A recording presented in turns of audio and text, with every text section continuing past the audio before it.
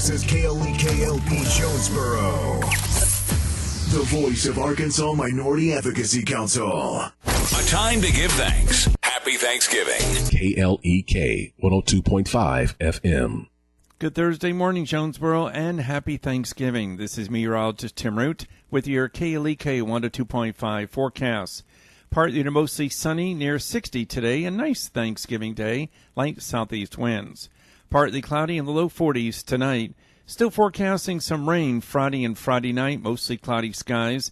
Highs Friday in the mid-50s, mid to upper 40s Friday night. Then partly to mostly sunny in the 60s over the weekend, and it looks like maybe some rain showers on Sunday, but that's iffy at this time. Jonesboro, that's your KLEK 102.5 FM weather. From Feature Story News in London, I'm Ollie Barrett. Frantic talks continue to try and finalise a Brexit deal that can be signed off by EU leaders on Sunday. US Supreme Court Chief Justice John Roberts has rebuked President Donald Trump for criticising a federal judge. The Trump administration is describing China's trade policies as unfair, saying Beijing's failing to alter its market-distorting practices. And around 85,000 children in Yemen are estimated to have died from hunger since the start of the civil war in 2015. It's 9:01. KLEK LP Jonesboro, the voice of Arkansas Minority Advocacy Council. It's now time for Community Conversations, a program focusing on the people working to make the Jonesboro community a better place, while offering viewpoints from all sides of the issues. The views expressed in this program are those of the participants and do not necessarily reflect the views of KLEK 102.5 FM, the voice of Arkansas Minority Advocacy Council, or our underwriters or sponsors. KLEK 102.5 FM. Good morning to you on your Thursday. It is Thanksgiving, and happy Thanksgiving to each and every one of you out there that are listening. This is a special Community Conversations. Kato Wonder is in the studio with you. Kubila is home enjoying her Thanksgiving, and I'm not mad at her. Joining us in the studio today is a gentleman that I actually personally invited to come on the show. His name is OG Somlar. He is a actual former rapper. When I used to work in radio in Helena, Arkansas, he actually did my intro, but he has a very unique human interest story in which I think people need to hear. But I'm not going to spoil it. I'm going to let OG introduce himself and tell his story from his own words. Hello. This is Marquis Somlar. Everybody know me as OG Somlar on Facebook.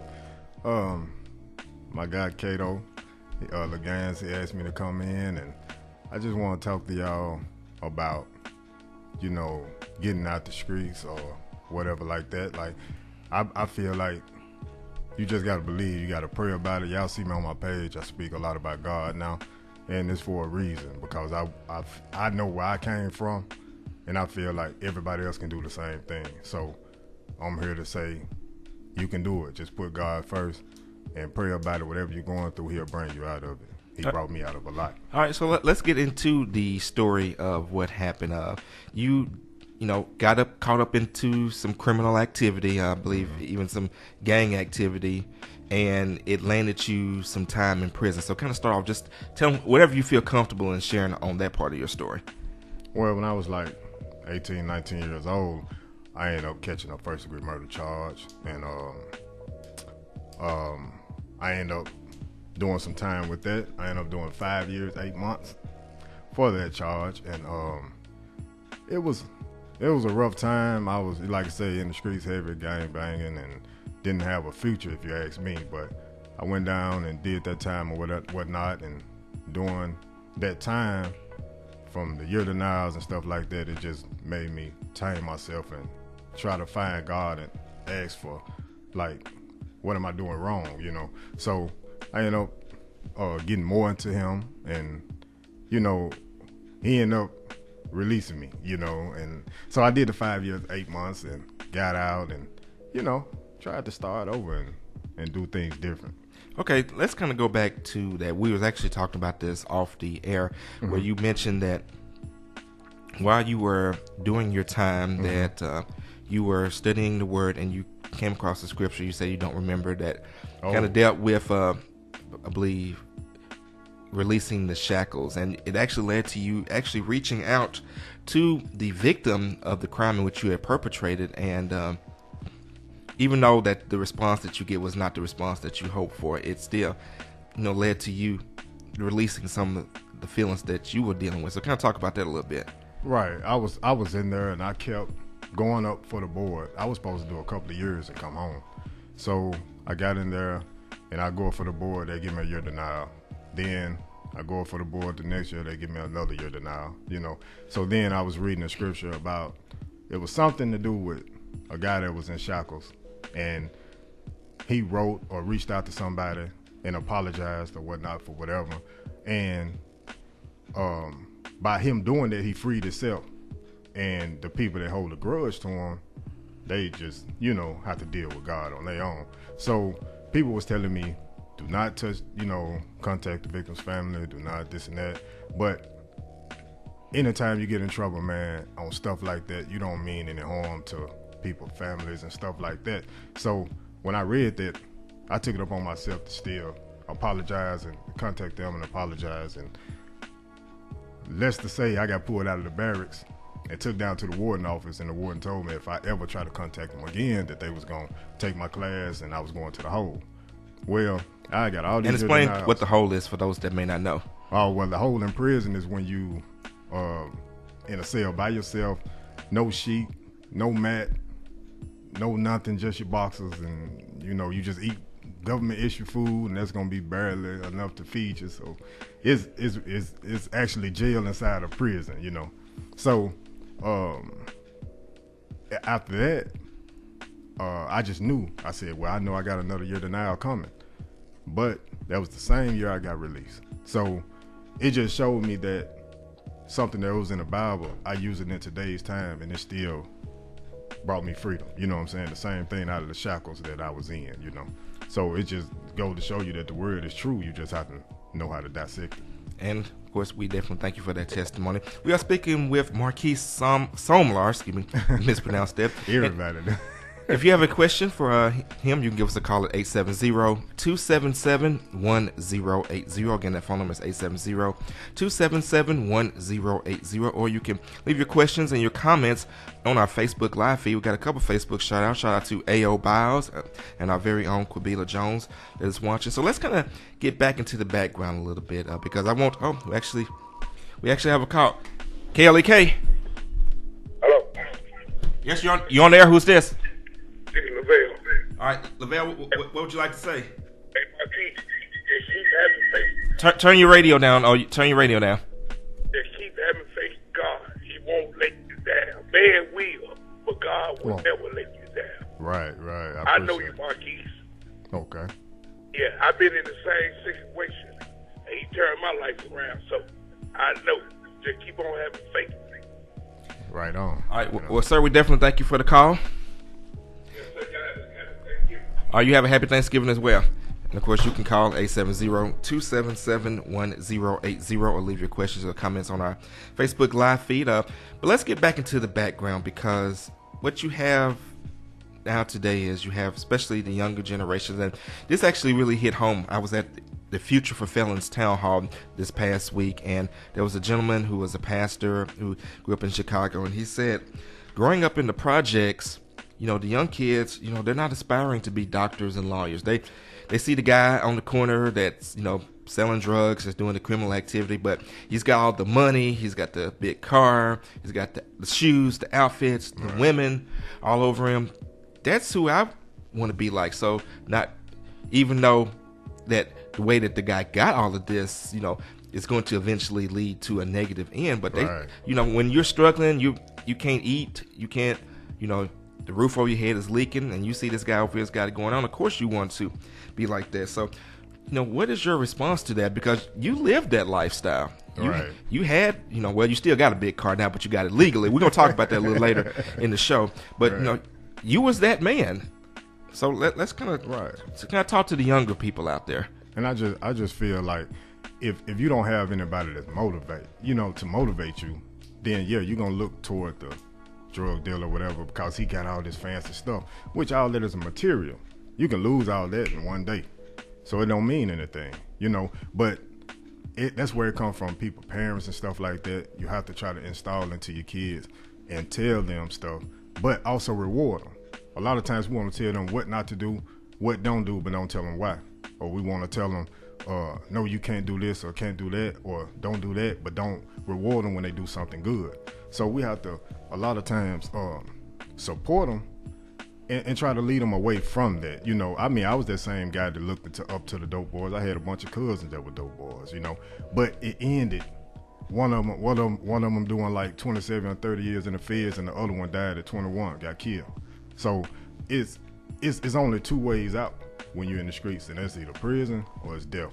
So if you want to stay away from that, you just got to turn around. You got to turn it around, man. And let's get back to your story. We was talking off the air. You mentioned that you had gotten out the first time. Mm-hmm. You were trying to, do right, but you ran into some difficulties, and it led to you getting back in. And the incident that led you getting back in, it was really a wake up call from what you was telling me off the air. So definitely a wake up. So call. Let's talk about that a little bit. I mean, when you get to the point where you fall back into the street life, and it's got something to do with guns and stuff again. I mean, I got into a full-fledged shootout. A guy was in. They were shooting at me from the kitchen. I'm shooting at them from the living room. That close. They were hiding behind a banister, shooting around the banister. I got shot in the hand that day. That guy got shot in the chest. And that same day, I ended up going to jail. So I lost that day. If you was thinking of somebody that just in the streets, whatever, I lost bad that day. But I learned I didn't lose because I'm still here. It wasn't no reason for me to, I feel like for me to survive that day, I feel like I really supposed to be dead because I overstepped my boundary and invaded somebody else's privacy. You know what I'm saying? So, but sometimes it get hard like that. And I prayed when them bullets were flying past me, because I ran out of bullets in my gun. So when them bullets were flying past me, man, I prayed to God not to take me today, because I knew that was my day. I felt it. And the police showed up. I didn't want to see them, but hey, I'm still here, and I'm still, able, free to talk to people and tell them that, man, that ain't what you want. You think that's what you want, but that's not what you want.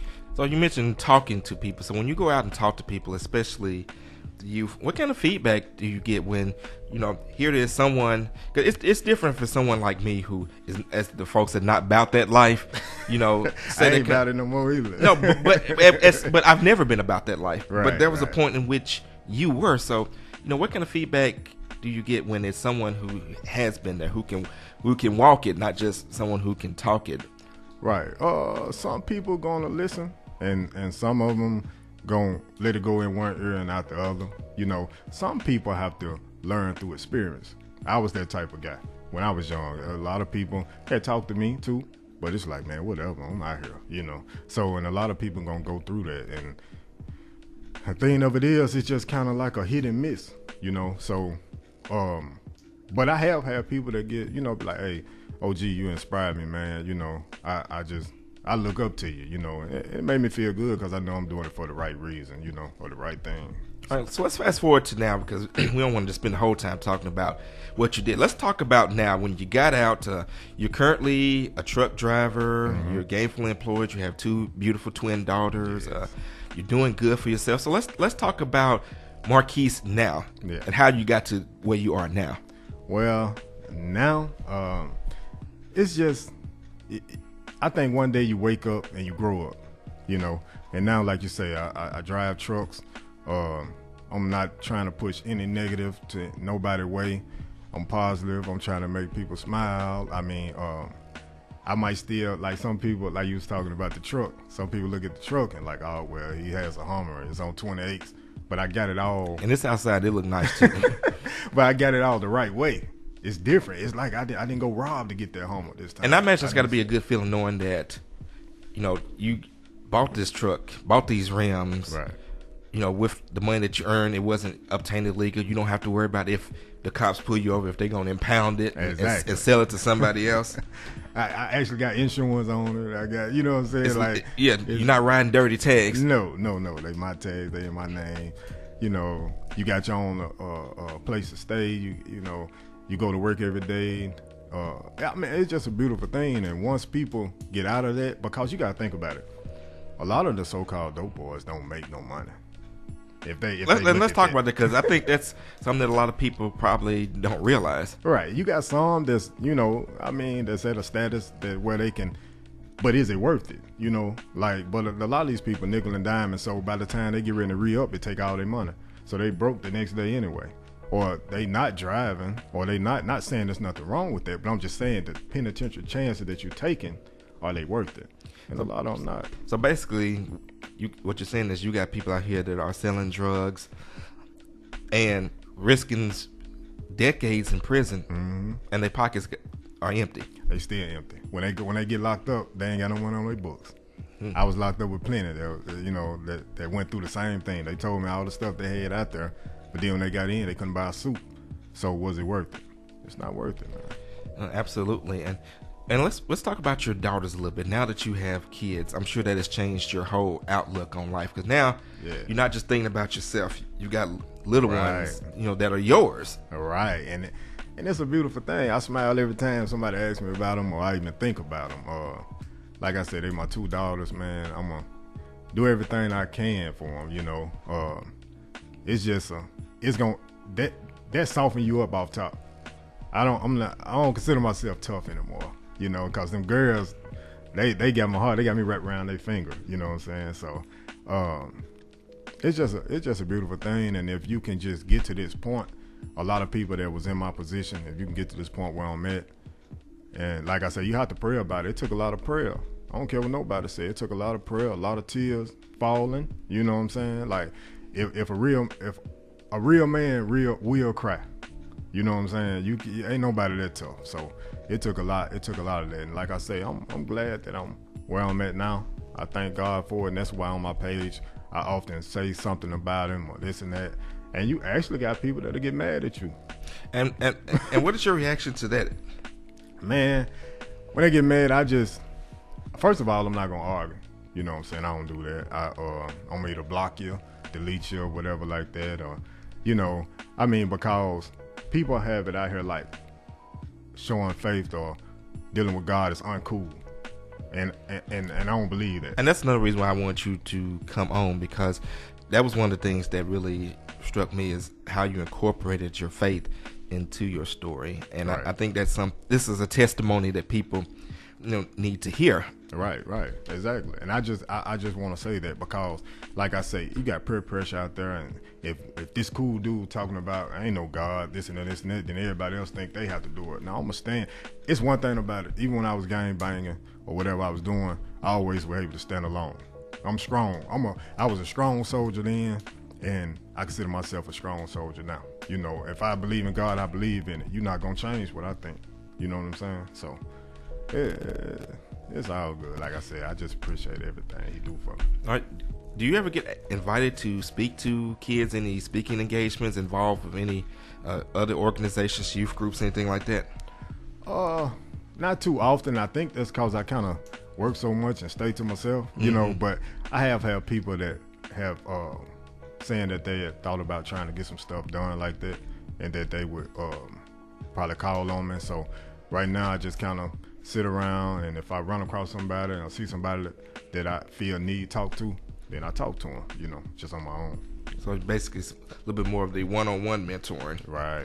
Well, that's certainly good. That's certainly good. Of course, this is Thanksgiving, so we're going to lighten the mood just a little bit. So what are your Thanksgiving plans for today? And let's talk about what actually are you thankful for on this Thanksgiving?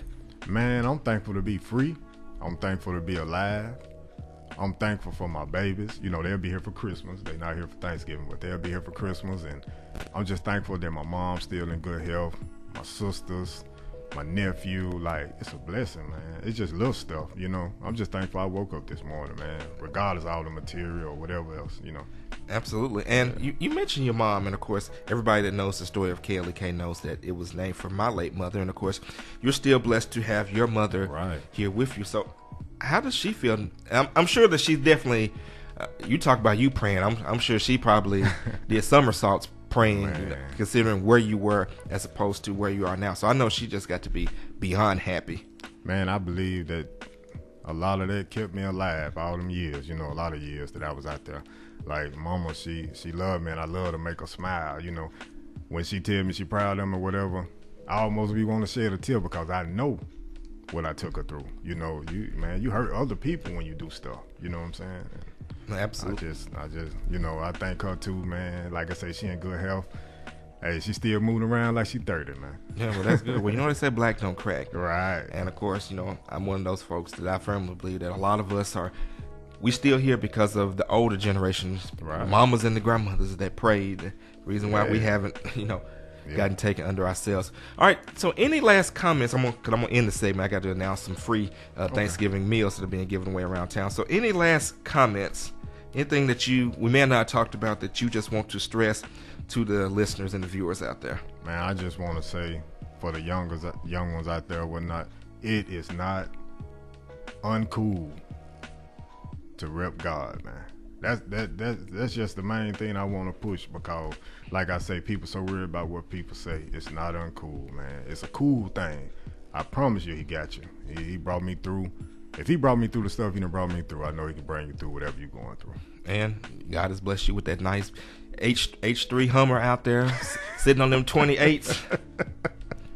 I appreciate it. So, but the point I'm saying is, you can still be blessed with those cool looking things, right? And still have a strong belief in God. Right. You don't have to, just because you have faith in God don't mean that you can't ride clean. You can't have nice things. No, He won't. He's fine when you having nice things. You just gotta take care of business first. Absolutely. Absolutely.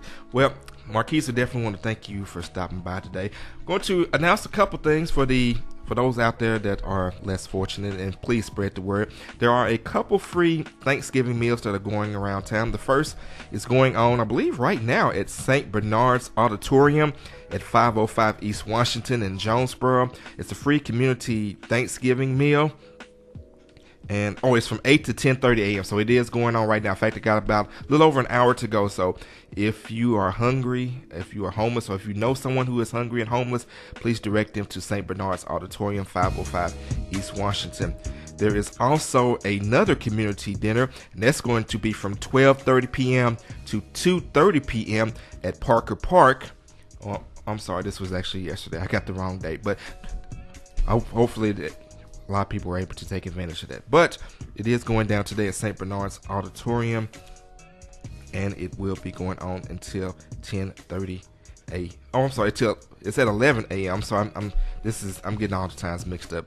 So let me just start over. Free community Thanksgiving meal Thursday, November 22nd at 11 o'clock a.m. for the hungry, the homeless, and the lonely. St. Bernard's Auditorium, 505 East Washington, Jonesboro, Arkansas. Once again, starting at 11, they will have a free community meal at St. Bernard's Auditorium. I know it's something very big. They do it each and every year, and I think hundreds of people come out there, like tons of people that are volunteering. But if you have a roof over your head, if you got food to eat, if you got people to fellowship with, if you woke up in your right mind and good health, you got something to be thankful for. So I'm thankful for each and every one of you. I thank God for each and every one of you. I thank God for you, Marquise, for coming by. I thank all the volunteers, the board of directors, the sponsors, anyone and anybody that has anything to do with KLEK. I am thankful for you, and I hope that you have a great and blessed Thanksgiving. Of course, starting tomorrow, we're going to start kicking off our Christmas music here on KLEK. And, of course, on Christmas, we'll have Christmas music all day long. So hopefully you guys enjoy each and every bit of that. You got any shout outs that you want to give before we get up out of here? Man, just like I say, shout out to God, my mom, family, friends, and that's about it. Basically, everybody out there that's listening. Yeah. Well, once again, we want to thank you for stopping by the studio today. We're going to go ahead and get up off of here, and you guys have a great and blessed day. Happy Thanksgiving to each and every one of you. This is KLEK 102.5 FM.